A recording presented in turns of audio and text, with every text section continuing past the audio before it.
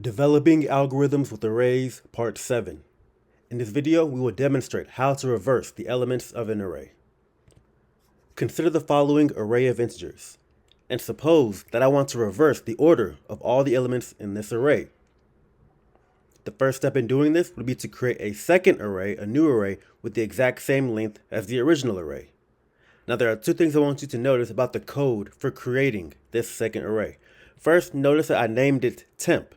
Temp is short for temporary. The reason I named it that is because I only plan on using this reference variable temporarily.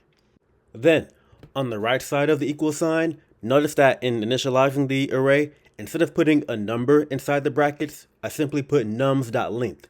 I did this to indicate that my goal is to make the array of temp have the exact same length as the original array. Now that this new array is created, the next step is for me to copy each element in the original array to the new array, but in reverse order. What I mean by that is I want the first value in the original array to become the last value in the new array, and the second value to become the second to last value, and the third value to become the third to last value, and the fourth value to become the fourth to last value, and the third to last value to now become the third value, and the second to last value to now become the second value, and the last value to now become the last value.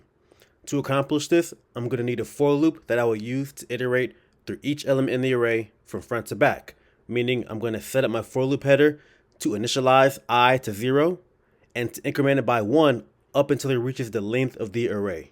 Then, for each value in the original array, I need to figure out what the new index will be for that value in the new array.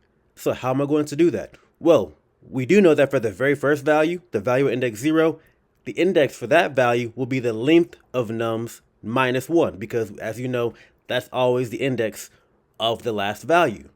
And then from that point forward, we're simply decreasing by 1 during each loop. For that reason, it would also make sense to subtract I from nums.length minus 1. This way, at the beginning of the for loop, the new index will be set to the last position in the array, and then during each following loop, the new index will decrease by 1 every single time. Now that the new index has been computed, we can now say assign the value at index I of nums to the value at new index of temp. We're assigning the value index I to its new location in the new array. And that's all we would need for our for loop. Now that everything's been copied from the original array to the new array, all that's left to do now is to simply assign temp to nums. By doing this, this will then make nums point to the new array that we just created. And now since there's no longer any reference variable that's referring to the old array, the program will now destroy it and release it back to memory, which is totally fine because we no longer need it.